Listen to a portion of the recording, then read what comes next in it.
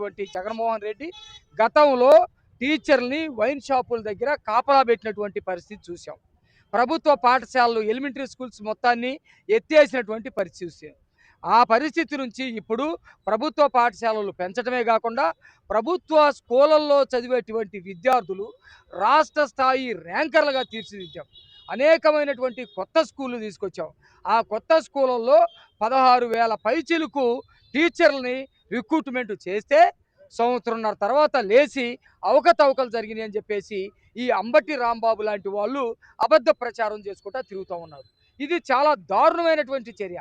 చిన్నదిలాగా కనపడుతుంది కానీ ఇటు ప్రభుత్వం మీద అబండాలు వేయటం, ఇటు ఉద్యోగాలు చేసుకునేటువంటి వాళ్ళు మా ఉద్యోగాలు ఉంటాయో ఊడతాయో అని చెప్పేసి వాళ్ళల్లో అభద్రతా భావాన్ని క్రియేట్ చేయటం అనేది చాలా తీవ్రమైనటువంటి చర్యగా మేము భావించి ఈరోజు అరండాలపేట పోలీస్ స్టేషన్లో అంబటి రాంబాబు అట్లాగే అతనితోటి ఉన్నటువంటి వాళ్ళందరి మీద కూడా కేసు పెట్టడం జరిగింది.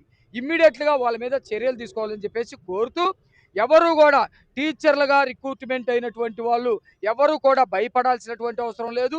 బాధపడాల్సినటువంటి అవసరం లేదు. పూర్తిగా పారదర్శకంగా సీబీటీ పద్ధతిలో ప్రతి దశలో వెరిఫికేషన్ అట్లాగే పర్యవేక్షణ, ఎగ్జాము, ఇంటర్వ్యూ, రిక్రూట్‌మెంటు అన్నీ కూడా పక్కాగా జరిగినాయి. జగన్మోహన్ రెడ్డి చేసేటువంటి కుట్రల పట్ల ఎవ్వరు డిఎస్సి ద్వారా ఉద్యోగాలు పొందినటువంటి ఎవ్వరు కూడా ఆందోళన చెందొద్దని ఈ సందర్భంగా తెలియజేస్తున్నాం.